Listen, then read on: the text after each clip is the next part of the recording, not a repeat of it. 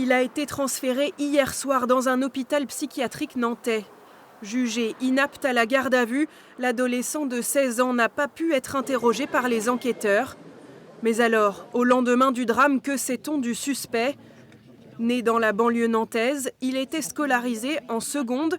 Inconnu des services de police, il est décrit comme dépressif par une source proche de l'enquête. Ses camarades parlent d'un adolescent parfois bizarre, en décalage avec les jeunes de son âge. Récemment, certains avaient observé un changement de comportement chez le suspect. Il revendiquait les idéaux de nazis, d'Hitler, etc. Et d'autres, ils parlaient de révolution, mais en fait, ils disaient ça sous le ton de la rigolade pour faire rire la galerie, parce que peut-être c'est rigolo pour des jeunes de 15 ans, et c'est tout, quoi. C'est quelqu'un qui, en fait, sur le groupe qu'on avait sur Snapchat, il nous envoyait beaucoup de vidéos d'explications des extrémistes ou de politiques, des nazis et tout ça. Il nous disait au revoir, je vous souhaite une bonne vie ou quoi que ce soit, et que vous allez me revoir très vite, mais à la télé. Quelques minutes avant l'attaque, l'adolescent a envoyé un manifeste de 13 pages à l'ensemble de ses camarades. Il y évoque la mondialisation comme une machine à décomposer l'humain et décrit un écocide globalisé. Un texte dense, très confus, qui laisse toutefois l'impression d'avoir été écrit avec précision. Et tous les élèves ont reçu le même mail, donc on n'a pas tout vu parce qu'on était en cours, mais ça montre que c'était quand même prémédité son acte et qu'il était prêt à faire ce qu'il a fait.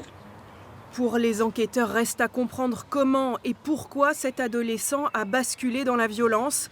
Le jeune homme sera bientôt expertisé par un psychiatre. Le procureur de la République de Nantes donnera une conférence de presse en fin d'après-midi.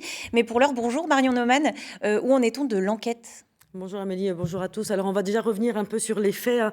Une lycéenne, on l'a dit, élève de seconde, est décédée après avoir été poignardée de plusieurs coups de couteau. Certains médias évoquent 40 coups de couteau. C'était vers 12h30. L'agresseur a cherché la victime. Il est allé dans sa salle car ils auraient eu une relation amoureuse. 3 autres élèves du lycée Notre-Dame de Toutes-Aides ont été blessés. Le pronostic vital de l'un d'entre eux était encore engagé hier soir. Mais bonne nouvelle, son état de santé s'est amélioré, a précisé le procureur ce matin. Est-ce qu'on en sait un peu plus sur ce qui s'est passé précisément ? Alors le jeune agresseur habillé tout en noir, aurait eu sur lui 2 couteaux, dont un de chasse. Il aurait été maîtrisé au sol par un responsable informatique du lycée. Au moment de son interpellation, il aurait crié aux forces de l'ordre « Tirez-moi une balle dans la tête ». Mais sur ce qui s'est réellement passé, les témoignages continuent de diverger. On en saura certainement plus ce soir à 18h lors de la conférence de presse tenue par le procureur. Et sachez que dans cette affaire, le parquet national antiterroriste n'a pas été saisi.